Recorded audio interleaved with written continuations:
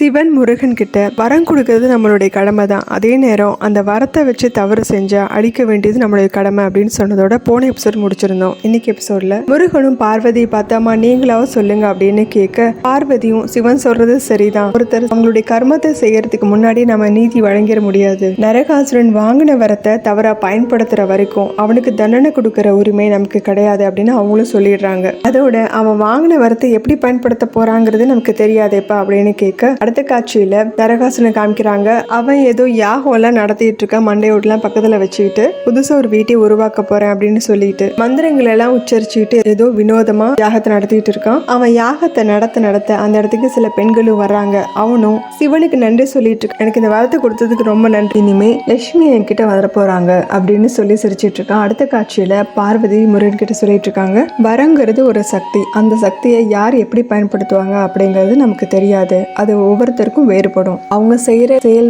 நல்ல விஷயமா இருந்ததுன்னா புண்ணியம் கிடைக்கும், இதுவே தவறான விஷயமா இருந்ததுன்னா அவங்களுக்குரிய மரணத்தை காளியே கொடுப்பா அப்படின்னு சொல்ல, முருகன் கேட்கிறாரு அது எப்படி சாத்தியமாகும், தந்தை கொடுத்த வரத்தினால அவனுக்கு அழிவே கிடையாது அப்படின்னு கேட்கவும், சிவன் சொல்றாரு அமாவாசை அன்னைக்கு கூட நம்மளால ஒளியை கொடுக்க முடியும், ஆனா அதுக்கு கர்மம் அப்படிங்கிற தீபத்தை ஏத்தினா போதும் அப்படின்னு சொல்லிட்டு அவர் அங்கிருந்து கிளம்புறாரு. இதை முருகனும் பார்வதியும் ஆச்சரியத்தோட பாத்துக்கிட்டு இருக்க, அடுத்த காட்சியில நரகாசுரன் அங்க யாகம் பண்ணிட்டு இருக்கிறதையும் மந்திரங்களை உச்சரிச்சிட்டு இருக்கான். இதை சிவன் இங்க கைலாயத்துல இருந்து பாத்துட்டு இருக்காரு. அவரு நரகாசுரன் அவர்கிட்ட கேட்ட வரத்தை எல்லாத்தையும் யோசிச்சு பாத்துட்டு இருக்காரு. தந்திர சக்தினால பெண்கள்ல தன்னுடைய கட்டுப்பாட்டுல வச்சிருக்கணும், கேட்ட வரத்தை எல்லாத்தையும் யோசிச்சு பாத்துட்டு இருக்காரு. நடந்ததோட விளைவுகள் பயங்கரமா இருக்கும் அப்படின்னு நாராயணன் சொன்னதோ ஞாபகத்துக்கு வருது. அந்த இடத்துக்கு வர பார்வதி, இன்னைக்கு நான் முதல் முறையா நாராயணனோட கண்கள்ல ரொம்ப வருத்தத்தை பார்த்தேன், வரம் கொடுக்கறது வேணா உங்களோட கடமையா இருக்கலாம், நீங்க அதை தான் செஞ்சிருக்கீங்க, ஆனா சில கடினமான நேரங்கள்ல நம்ம சேர்ந்தவங்களையும் நம்ம காப்பாத்துறது நம்ம கடமை இல்லையா, எனக்கு என்னமோ இப்பவே நாராயணனை போய் பார்க்கணும் போல இருக்கு அப்படின்னு சொல்ல, இவர் சொல்லாரு எந்த வழியில போனா உனக்கு வெற்றி கிடைக்காது, அந்த வழியில போறது எந்த பிரயோஜனமும் கிடையாது அப்படின்னு சொல்லிட்டு அங்கிருந்து அவர் போறாரு. இந்த அம்மா லட்சியத்தை விட